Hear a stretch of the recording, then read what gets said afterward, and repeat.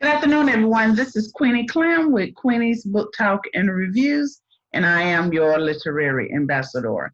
And today, Mail Monday author, I have Nolan Holloway Jr. Welcome, welcome, welcome. How are you? Doing fine, and just appreciate the opportunity to speak with you today. Thank you. Okay, tell us a little about yourself. Originally born in the Bronx, New York, spent most of my teenage years, well, young years in Queens, New York, not too far from LaGuardia. High school, went to college. A couple of years after, got married, and ended up working for MTV, which basically led into me moving my family to Atlanta. And that was back in 1995. Subsequent to that, kids grew up, high school, graduated, got divorced, and just stayed, ended up staying in Georgia. And about 4 or 5 years ago, my sister retired from teaching, and moved my mom and her kids also to Atlanta. Have a few family members still in New York, but my immediate family is here in Georgia now. Okay. Now tell us about your books. Okay, the first book basically came about. I was dating someone at the time and just wrote a real simple poem just to share, my feelings at the time. Mm-hmm. And they, she liked it. So from that, the poetry just started to flow, but never had an idea about it would blossom into a book. So I just kept writing, but then I'm thinking, how do I know if it's really good? So started going on the internet and saying, wow, I didn't realize that there was a lot of different poetry groups that I can share and critique. I can critique poems, they can critique mine. So Moontown Cafe was the first platform that I started posting my poems. And I got really good positive feedback. So I just continued to write, continued to post. And a college friend of mine said, you know what, maybe you should write a book. And I'm like, she said, well, how many poems do you have? I said, about 200. She said, well, you really should think about writing a book. So I started researching, and I got a little discouraged because some of the larger publishers like Exhibits and some of the other ones, it's really expensive. And I'm like, I don't have $10,000 to try to publish a book. Just so happens that a friend of mine from New York started her own publishing company, which I didn't know at the time. I just knew that she had written a book. So she and I kind of reconnected, and she said, I have a publishing company. I'm like, oh, really? I said, well, what type of books do you publish? She publishes fiction, autobiographies, etc. I said, well, what about poetry? She said, well, I've never really done poetry, so why don't you send me a sample of your work? So I paid 3, which I thought was my best work, sent it to her, and in about a week, she responded back and, teased me like, did you really write this, or this is somebody else writing it? I said, no, I wrote it. So she and I worked together for about 6 months, and that's where this book came from. Okay. Okay. What made you start writing poetry?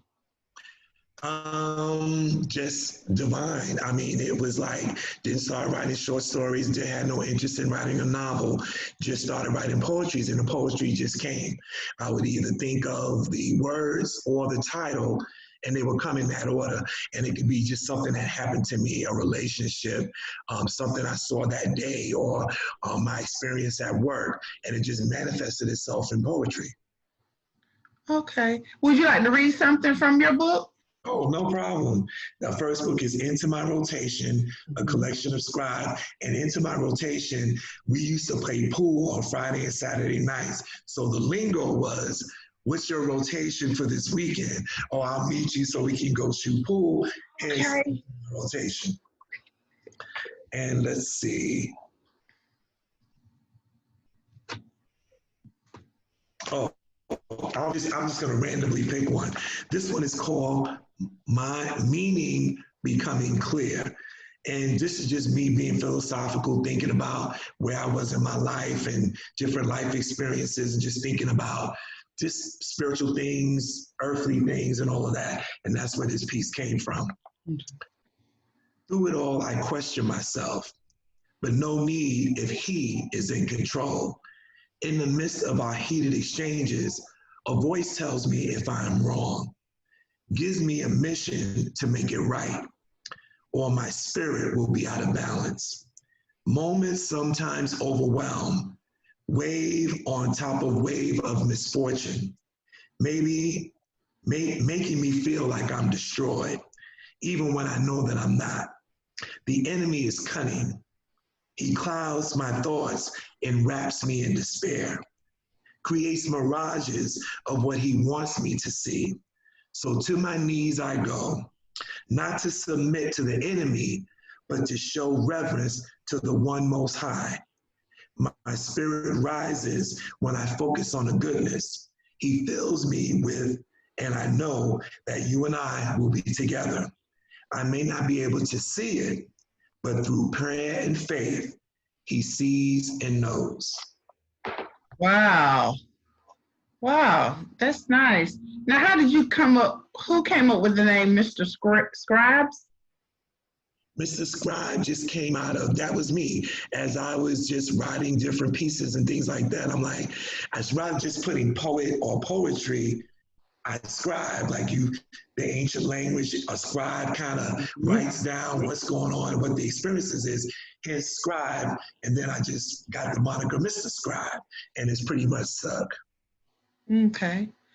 Okay. Who is your favorite poet and why? I gravitate towards my folks, so Langston Hughes and James Baldwin, because what they mean is if you read Langston Hughes or read James Baldwin, you know exactly what was taking place. And that's another reason why I gravitated to poetry. If you want to know what's going on in society at any particular time in history, read the poets. And if you read the poets, you'll kind of get a fix on whether it's a white poet or a black. The contrast is so different. I like T.S. Eliot as well. Okay, yeah. How do you manage to fit your writing in with your other demands in your life? When it started to flow, I just let it come when it came. If I'm sitting at my desk at work and I was on break and a poem came, I start writing. Or if I was on my way home and I got an idea, I kind of would jot something down. As soon as I got home, I would write it down. And sometimes, and some of my best work, I've got to get to the fact that I need to put a notepad by my bed because sometimes I dream in poetry, and sometimes what comes to me is really good. But if I don't have anything next to me, I wake up and it's gone. Yes. How did you get? How did you first get published? Well, the first book was because I met my friend Beverly Burchett. She had her own small publishing company, and because she and I worked together, she told me what the expense was, and we signed a contract, went back and forth I had a friend of mine edit the manuscript, and we emailed. I just attached the manuscript via email, worked out all the kinks with the editing piece, sent her the final manuscript. She had it printed, and this is what resulted from that. So independent, not going through the big time publishers, of course. And I was very careful because I've heard that a lot of authors spend a lot of money and don't get a lot of return. Yes, yes. Can you give any advice to someone who wanted to write and publish poetry? What I would do is there's so many different venues on the internet. If you're a short story writer, if you write novels, I'm part of so many different groups that share their work, and other people can read, people share back and forth. Hey, I have a manuscript I've written. Would somebody want to read it? I'll trade you. I'll read yours. You read mine. Those type of things. So what my advice would be: find your voice. First of all, find your voice. And that's just that's on you to continue to write until, okay, when I write something, I know what my voice sounds like as far as how I write. And being a poet, that's what I can speak to. I recite my work out loud to hear what it sounds like. Do you find writing easy? When the spirit hits, yes. There's times where I've gone months without writing anything, but I don't get panicky or overly anxious because I'm like, okay, if God has given me this gift, he's not going to just take it away. When that feeling comes, I just need to be patient and wait. Mm-hmm. Do you do much research when you write your poems? Not really. It's based on my life experience. So if it's a relationship, I've lived it. If it's something that I see because I watch the news, I want to read more. That's one thing that I'm trying to work on. But I soak things in all the time. I mean, interacting with my coworkers, interacting with my family and friends, that can generate a lot of stuff. Just looking at what's going on right now. Mm-hmm. Mm-hmm. Around us is definitely influencing me and bringing words to my mind. Mm-hmm. So what do you do when you're not writing? When I'm not writing, vibing with my kids, but haven't seen them in a while with this whole corona thing going on. I have 6 grandchildren, so get a chance to see them. I love shooting pool and I enjoy watching sports. I played, basketball in high school and college, so definitely a sports head. So that takes up a lot of my time. And one thing about sports is better than reality TV because you got adversity, triumph, all the things in life you can see in sports. What has been your greatest accomplishment thus far as a writer? To receive my first book when I ordered copies, and it was on the same day my granddaughter was born on June the 4th. Oh, okay. Congratulations. Yeah, so the box came, I had it delivered to my job. That was the same day my granddaughter, Brielle, was born. Okay. What are you working on right now? I'm still writing, and what happens is the poems are all over the place, but I see that the poems are kind of being steered towards social society. What's going on with the discrimination and the racism and things. I just wrote a piece called Arise, which deals with colors, like the colors in a crayon box. How some people are privileged to have a certain color over other colors, but the crayon box is made up of different colors, so it should all be unified. But we know in reality that's not the case. Right. So that my work is tending to move towards societal type pieces. What are your thoughts on reviews, whether they're good or bad? I welcome either one. Most of my reviews have been good, but I don't mind getting a bad review. But my only stipulation is you have to tell me why. You can't just say, oh, I didn't like your poem. You got to tell me why you didn't like it. Was it too cliche-ish? Were the lines not, or was it fragmented? You have to kind of not go into deep detail. Everybody's not into poetry like that or into reading. But if I don't mind experts reading my work. It's a little bit to this or that. I use that to become a better writer. What is your typical day when you sit down at your desk and begin the process? When I sit down with the process, it's either the title I'll have and I just start writing. I don't worry about the format or anything. And usually I'll type, but usually I'll handwrite it. I write it out by hand, and it just depends. Sometimes the poem comes out exactly the way I want it, and I don't have to make any changes. Other times I might take a line out. I may take a whole transition out, move words around until it sets right, until I feel right, and then that's what it is. It could be long or short, and I see a lot of times people tend to write really, really long poems, and for me, it could be 2 or 3 paragraphs, or it could be a page. It just depends on what I'm thinking in my head and what I'm writing down on a piece of paper. So normally, about how long does it take if you just sit down, or if it pops in your mind, how long does it usually take for you to write a poem? I'd say between 10 and 15 minutes. Do they all rhyme, or? Are you I'm into all different types. That's the other beauty of poetry. There's so many different types. You got anacronyms, you have haiku, you have senru, you've got free verse, you have where the first and the third lines rhyme, the first and second lines rhyme. So I like trying all of those. Some of my poems rhyme, a lot of my poems are free verse, some of my poems are haiku and acronyms and senru. So in my book, I wrote a couple of I wrote one piece in senru, and it's just because I just want to expand and try all different types.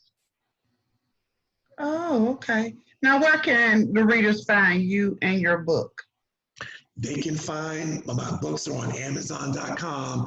As a matter of fact, I'm trying to transpose to KDP because the publisher that I work with Amazon, she's not doing that anymore. So I'm trying to publish through Amazon. So you can go to Amazon.com, simply type in the title of the book, and the books are available. Or you can go to my website, which is my name, NolanPHollowayJr.com. All right. Is there anything else you would like to add before we close? Just folks get into poetry. I'm trying to find readers groups. I know that there's a lot of readers groups that read fiction, read novels, and discuss the books as a group of either women or book clubs.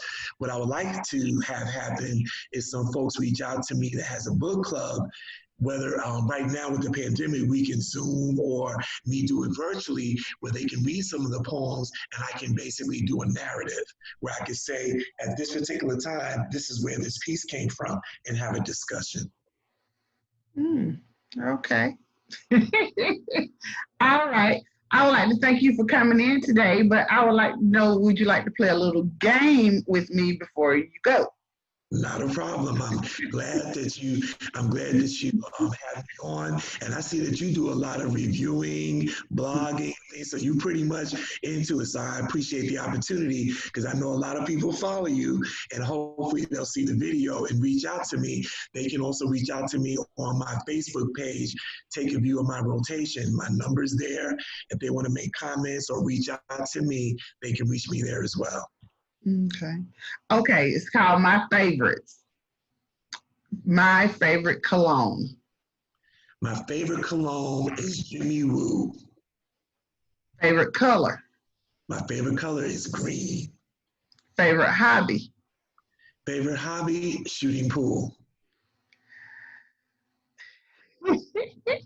Your favorite snack while writing. My favorite snack while writing, something healthy. So a Velveeta cracker or cheese and crackers or something real simple, nothing too elaborate. Okay, and last, your favorite scripture. My favorite scripture, don't know the name. Lean not to your own understanding. I think that's Psalms, but I'm not sure. But lean not to your own understanding is my favorite. And I try to live by that because every time I lean to me, but didn't end well at all. So that's what I try to go by. Lean not to my own understanding, but lean to his. And every time I've done that, it's always been positive. All right. On that note, thank you for coming in today. I really appreciate it. Appreciate you. Thanks for having me. And hopefully I'll be able to continue to follow you and maybe we can collaborate at a different time, maybe when the next book comes out. Okay. Thank you everyone for watching. This is Queenie. Talk to you later. Bye.